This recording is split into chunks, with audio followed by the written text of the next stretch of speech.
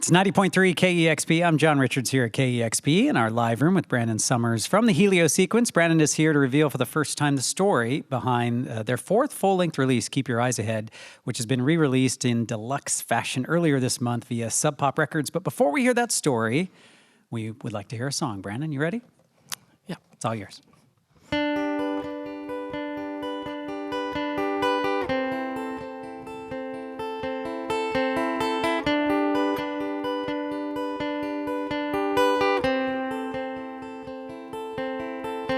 Lately, I don't think of you at all.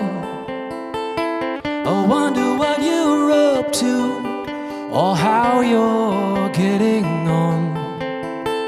I never think of calling you or how things could have been.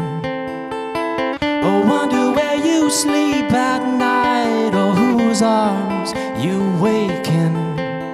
I'm living alone, I don't need you anymore. Living alone, I don't need you anymore. Lately,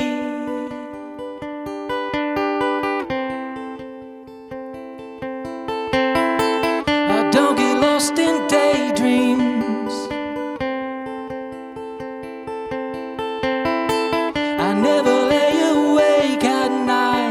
Staring in my bed, and I don't think about your face or anything you said, and I don't think twice when someone says your name, or twist my mind in circles wondering which of us to blame. I'm living alone, I don't need you anymore. Living alone, I don't need you anymore. I never lay awake and think of all the empty words, and I don't think about your face or when the tide will turn. And I don't break down when someone says your name, or twist my mind in circles wondering which of us to blame. I'm living alone, I don't need you anymore. Living alone, I don't need you anymore. Lately, I don't think of you at all. Lately,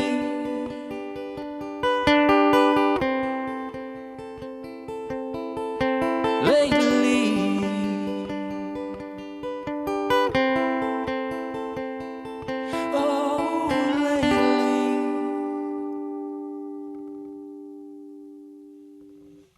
Lately from Brandon from the Helio sequence. Wow. I love that. I've never heard a version of that song like that. Thanks. It's just beautiful. Thank you. Brandon, thanks for coming up today. Oh, thank you Came up so from much Portland for having last me. night in the rain, and Yeah, I had a nice rainy drive and stayed with a friend and got him nice and early. So it's good to Okay. be here. Good to see the new space for the first time. oh, you haven't been to the new space. That's That's first great. time. Well, welcome. What a great day for you to be here. Thanks. And for a record that, man, it still gets so much love on this show and on this station. I heard from you not too long ago, you wanted to tell the story about this record for the first time. And I think we all plug in our own stories into people's music. That, like your album, I've told you, was a post-divorce album for me. And that song in particular was convincing me to get over and live on my own. And people take records and make them their own. But you've never talked about what made this record for you. Can you talk about that now? Yeah, like you're saying, so many people have come up over the years, at shows. Benjamin and I we always go out to the merch table and have a drink and like talk with everybody after shows. And they've always asked directly, who is this record about? I know it's about someone. Everybody knows the story of me losing my voice and gaining it back, and there's the story of trying to find yourself again through the record. But they know, like, well, this record is about somebody in particular. And all the way until now, I've been so shy, to share it. Partly out of this idea of like, I don't want to influence what people think about this record. I want it to be about them, but also because it put me in a very vulnerable position. And Keep Your Eyes Ahead is about, and most of the songs were written for my mother, and a really difficult situation that happened when she disappeared from my life, and I didn't know where she was for a good amount of years, at least 5, 6, 7 years. How old are you when that happened? I was 21 years old, and I had just gotten married. My wife and I were living on our own for the first time in a little studio apartment, and it was in September, early of 2001, when my mother and our family got a phone call, and it was the worst news possible, that her husband, my stepfather, had died in a car accident, in a truck accident, to be exact, and on I-5 in Northern California. He was doing runs in between Portland and San Francisco. And Martin, my mother's husband, was just this amazingly stabilizing figure in the family. Where my family's been rather tumultuous, like a lot of people's families, I'm sure, throughout the years. And he was this person that had come in, and they had been married for about 5 years, and things were really going well for them. So to get this news was just like the earth being just taken out from under you. How long after that news did you realize your mom was gone? She tried as hard as she could for, it was about a year and a half, to like push through the grief. And it's one of those things where it's the most difficult thing to watch when you love somebody so much and you're watching them try to get through something. And it was about sometime in 2002 when my sister and my brother and I came to her house to realize that all of our personal belongings, our sentimental things like picture books and assignments that we had done in school when we were little, were in a pile in the garage, and she was gone with no forwarding address, and we didn't know where she was. So that happens, and how much time after that for you? I mean, when did panic set in right away? Were you panicked? Was it soon after? Yeah, I mean, I would describe like the first thing was just this overwhelming sense of shock, for just not knowing what, if it was real or what was going on, and that shock, and like in any case, it leads to this inaction. It's just such a large thing that you don't even know how to address it. I've had the few people that I've talked to over the years understand, but I can understand somebody on the outside being like, well, why didn't you just go try to find her? Well, it was just this overwhelming thing. You start to think about what could have caused it, the past, or where could they be? Are they okay? And just the questions pile up, and time just flies. With you and your siblings, did one of you, were there different reactions to this? Were you all kind of on the same page as far as what you thought?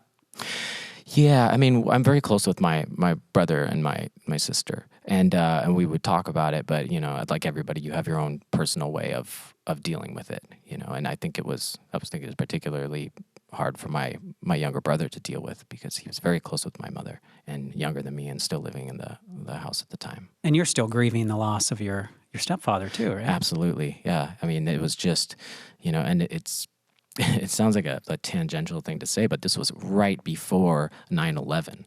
So at the exact time that Martin died, 9/11 happened, and the world just seemed to be turning upside down. And then shortly after that, my mother disappeared. No, I mean, I understand. Like, my father passed about almost a year to the day before 9/11, and I remember I was starting to get through the weeds and start to see forward, and then the whole world seemed to be collapsing in front of our eyes. And yeah, it was like this symbol. Like I could watch it on television, like watching the towers fall, and they played them on unending repeat. And it wasn't, all political concerns aside and what it means for the bigger picture, just seeing that image over and over was, it just fed into the grief and the heaviness of the situation. And getting ahead a little bit, it's interesting. I have a son who's old enough to have a conversation with, but too young. He wasn't born when that. It's same. It's insane to me that there's people born who can have a conversation with me and not know about that day, and then the impact it had with people even dealing with grief and dealing with loss. Yeah, absolutely. You can feel that loss in the air. You can feel grief.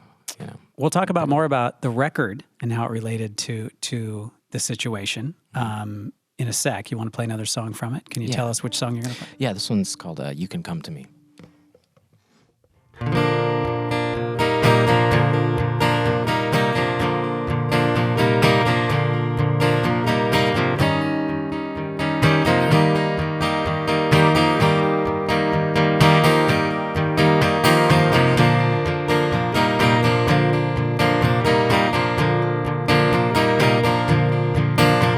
Your self-effacing charms are shot. Wake up now to what you are and what you're not. You can run, but you can't escape.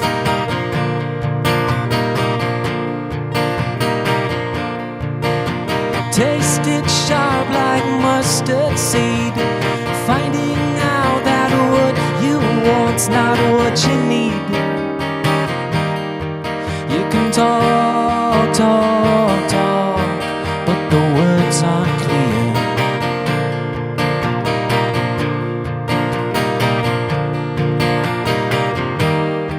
When your straight edge line curves and obscures all that you see.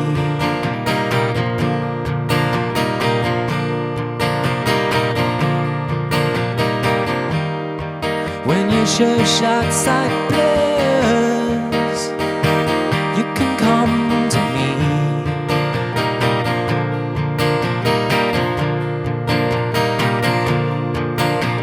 It's too late now, your fun's been had. Your shining, blinding myriad burned out and fell down, down, down to the ground.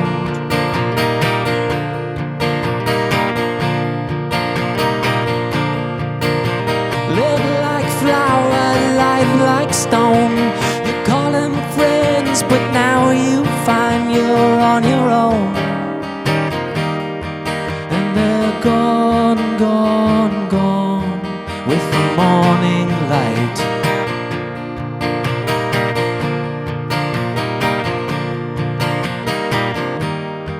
When the black cloud sky rains on your ragged company.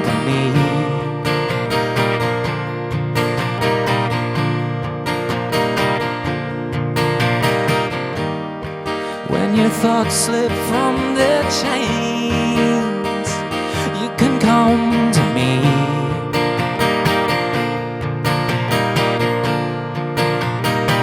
You can come to me.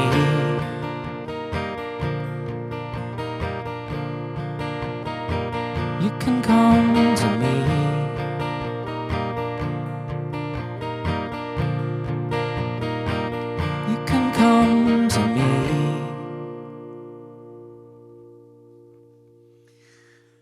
90.3 KEXP. Brandon from the Helio Sequence here on the morning show, talking for the first time about the album that celebrated its 10th birthday recently and what inspired that. And it's really interesting, too. You talk about being vulnerable and talking about this, which you're doing.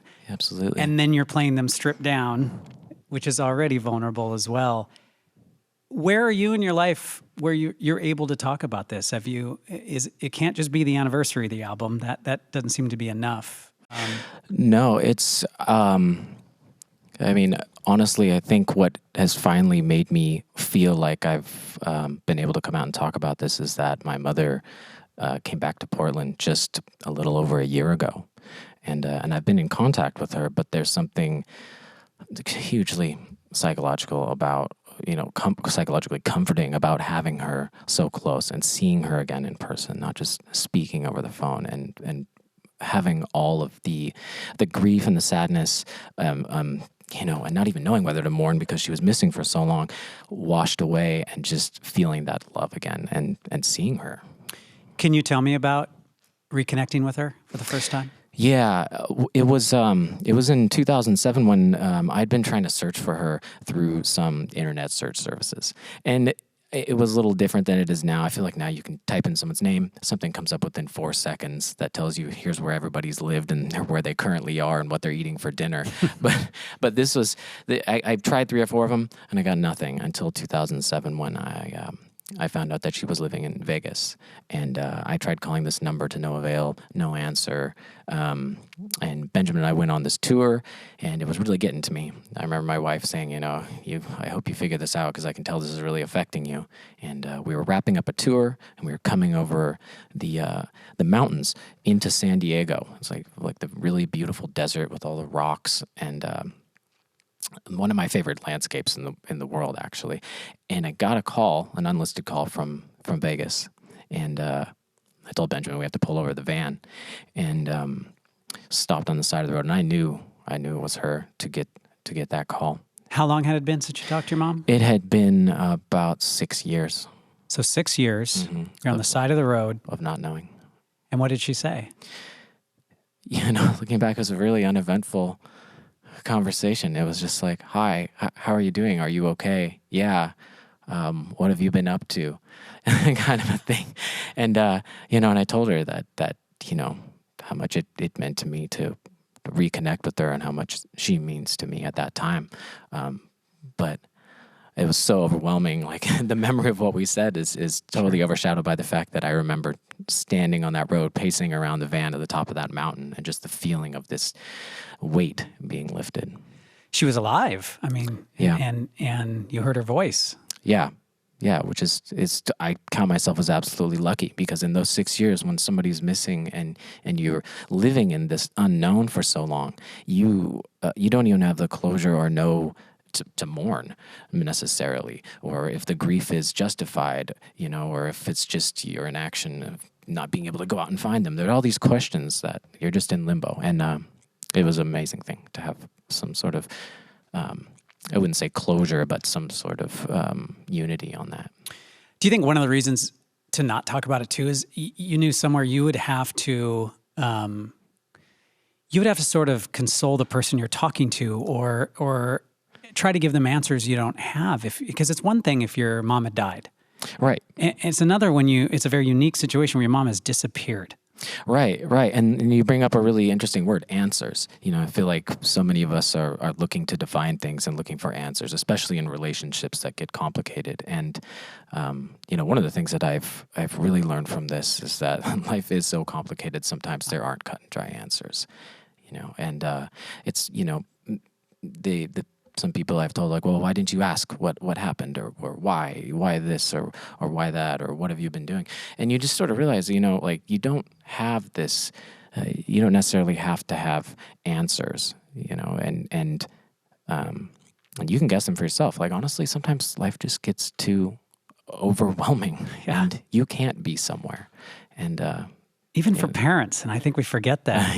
Just because they're parents doesn't mean that they don't have breakdowns. They don't miss the love of their life who died and need time away. It's just unfortunate for those who were left behind. Yeah, it puts you in a different role as a son. It puts you in this adult role where you're looking at, the person who has been your parent for your entire life as, like, with this huge amount of empathy, thinking like, well, I've been hacking my way through adulthood for a few years now. I know how overwhelming it can get, and you just understand. Yeah, you don't get some answers. I've learned you get more questions, right? Not more answers. At least that's been my experience. Can you talk about channeling then into this record? Like how, so was this is when she's missing, clearly. Yeah. This record is written, right? Right. And in that sense, so many of the songs were, I would use the word a search for her, but it's, as much a search for somebody literally as it's a search through your own feelings about that. And when I write, I can't sit down, especially lyrics really, and decide I'm going to write a song for somebody or about something. The worst things come out at that point. It's like the most vapid stuff I've ever done. I find it easier just to literally be on the mic, feeling what the chords or the music are saying and writing lyrics on the spot. And this was how all of Keep Your Eyes Ahead was written. And it wasn't until I would write a song after it, I would realize, oh, that's actually, I'm directly addressing that dream that I had the other night, or this thing that happened in the past with my mother. So it was very like you're saying, channeling just the feelings that are involved in that. And it was a really important way of learning to write. Well, I mean, it's a brilliant record. I mean, from start to finish, and I like all that you've both done, but this one just for me has always been close to perfection for me. And it again, people use it in different ways. Like for me, Keep Your Eyes Ahead is one of the most motivating songs. And I'm a runner, so I run to it. And I feel like when I'm running from something as well. So I can see where that song even more so. So I think by letting people know, I actually think that may have more meaning for me now. So I think your thought and your care of your listeners and changing the dynamic of that record, I think is maybe a good thing. Maybe people can plug it into other things going on in their lives. Yeah, and it doesn't, my story doesn't in any way negate what the record is about to anybody else. And, I mean, honestly, one song is about many things. Lately, the song, you can frame it in the like my mother disappearing and this whole idea, literally, if you want. But that was actually written after Benjamin had gone through a really bad breakup. And I was going through all this grief as well, or trying to figure things out. And he had to leave the studio early one day. And I sat down and the song just came out. So you're always writing for somebody, always. Yeah. Next song is Can't Say No. Can you talk a little bit about this song? Yeah, this was one of the songs that came about through stream of consciousness writing. I had actually had a journal that I pulled out from high school, and I found these lyrics in them, and I rejumbled them around and turned them into the lyrics for Can't Say No. And this one's in drop C. So let me just make sure it sounds beautiful for everybody. That'll work. All right, here we go. Can't Say No.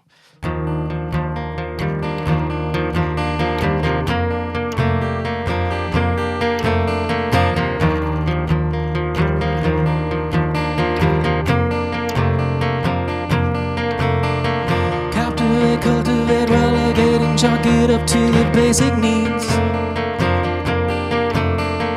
Dissipate, isolate, these days you can run or believe all that you read. But all the kids with the download brainwaves holding up a sign saying guns kill, God saves, all in the form of the faceless newscast commercials that say live well but die fast. Even if you wanted to, even if you could, even if you wanted to, even if you could, you can't say no.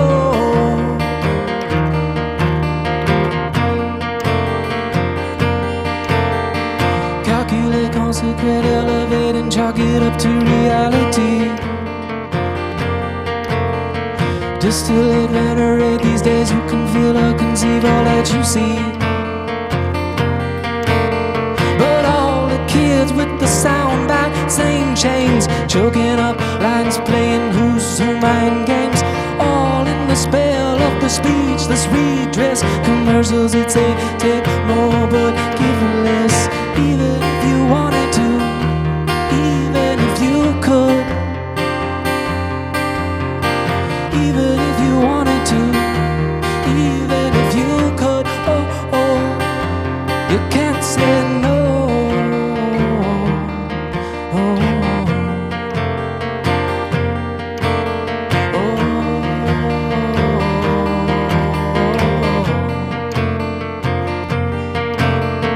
Consonant keepers of bated breath wandering, dissonant dreamers with heads caught up in the sway, obstinate leaders of organized ignorance, making up rules for the mute and the waylaid. But all the kids that are raised in the free fall, and from the silent to the pacified strip mall, they pay the wage with the dollars of gravity on the bedside phone. My conscience calls to me, even if you wanted to,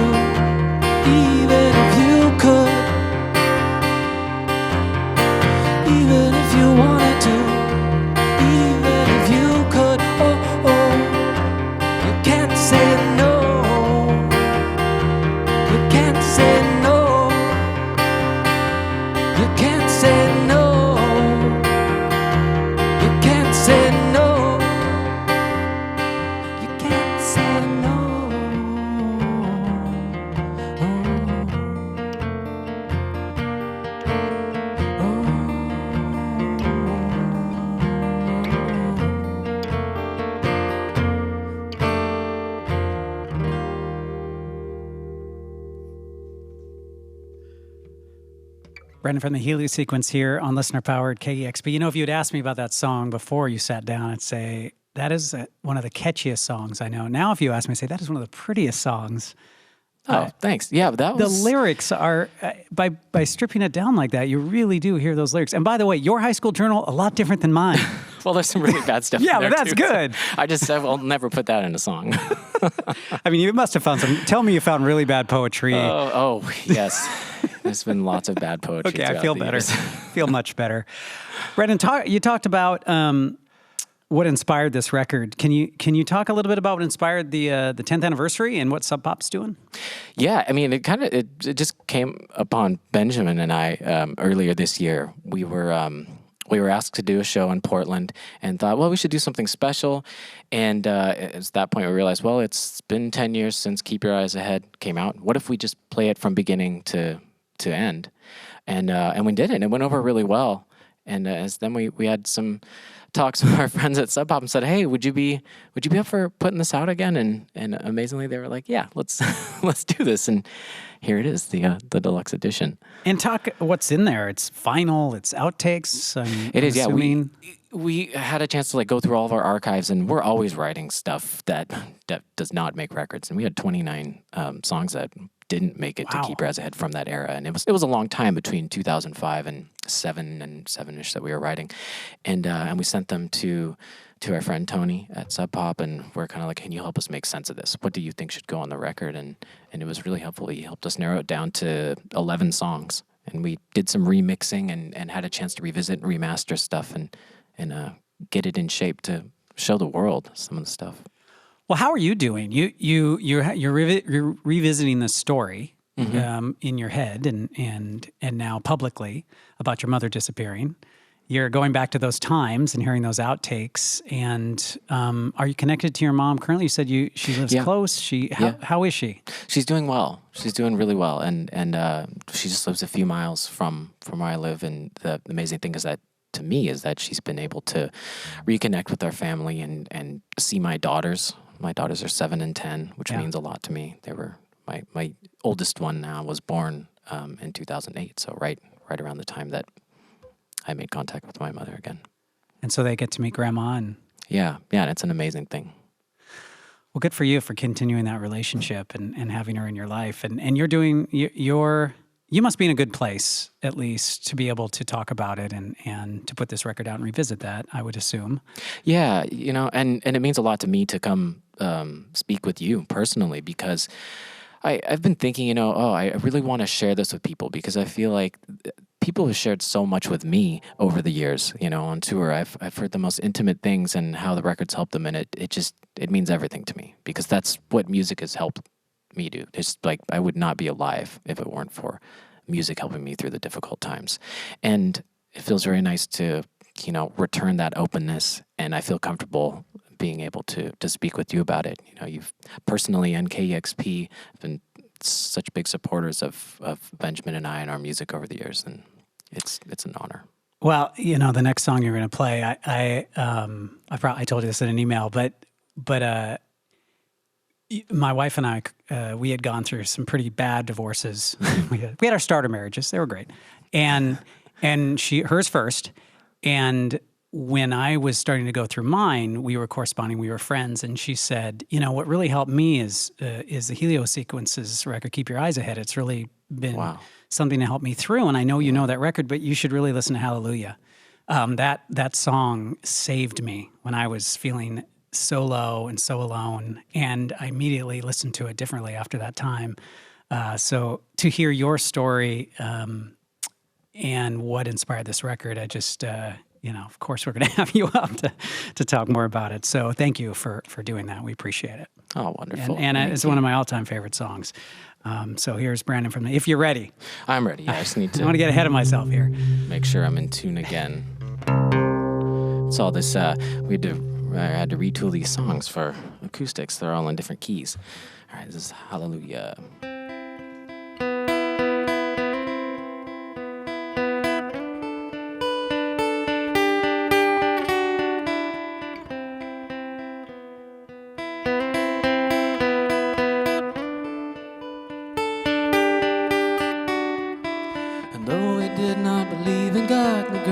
nights fell, we felt the pressure drop, and we were feeling down. Some eyes were looking down at us, and those that made the call to judge, but when they spoke said not at all. The words that came made not a sound. Our mouth said not a sound at all, but shut. Instead we wrote a book and rearranged the signs and forms to look like something understood, like something we had seen before. And waiting pensive, sad, and look up to the stars and counting all the suns and all the moons. How sad it was that we could not believe. Everyone moved with ease, everyone moved with ease. And they said, we all said hallelujah, we all said hallelujah. Everyone moved around with ease, everyone moved with ease around. And then we all said hallelujah. We don't want answers anyway. We could not concede the call to midnight fell. We felt the measure fall, and we were feeling down. Some eyes were looking down at us and waiting pensive, sad, and look up to the stars and counting all the suns and all the moons. How sad it was that we could not believe. Everyone moved with ease, everyone moved with ease. And they said, we all said hallelujah, we all said hallelujah. Everyone moved around with ease, everyone fell right to their knees. And then we all said hallelujah. We don't want answers anyway.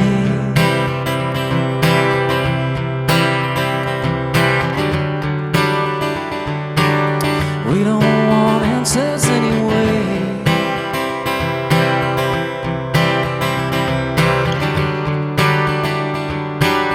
We don't want answers anyway.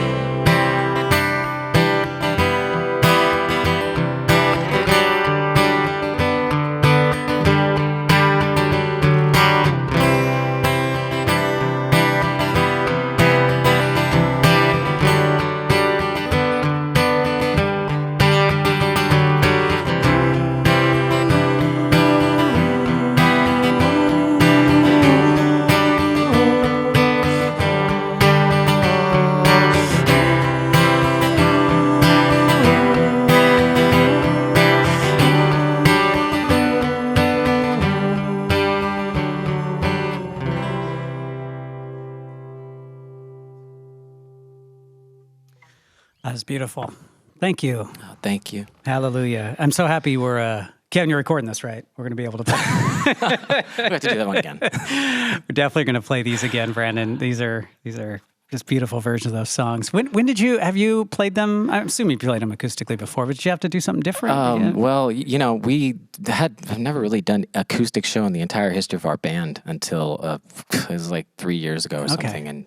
And we were doing a show at the old church in Portland, and they told us it would be far too loud to have the full Helio experience in there. So in 2 days, we got ready a bunch of acoustic versions. And it was interesting because some of the stuff I had written on acoustic guitar, and it translated really well, and other things like Hallelujah, Benjamin wrote off of keyboard loops. Oh. So finding ways to translate that to acoustic was a really interesting and fun thing.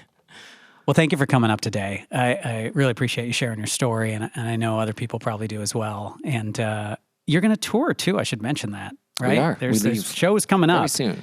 It starts November 14th at the Chapel in San Francisco and ends where I was just having a drink 2 weekends ago at the Doug Fir on December 14th in Portland, Oregon, your hometown. And anything we should know about the tour or... Yeah, we're actually really happy to end it in Portland. We very rarely are able to do that, so it'll be a nice homecoming. Very nice. All right. Look for the new reissue of Keep Your Eyes Ahead. And thank you again, Brandon, for coming up. Thank you for having me. And we're going to play the title track as well. I know that one didn't... That would be a hard one to do acoustically, right? I'd be banging on the guitar too much, I think. All right, we're going to stomping my feet. Exactly. Keep your eyes ahead. This is listener-powered KEXP in Seattle. Have a great weekend. Thank you for listening and supporting KEXP.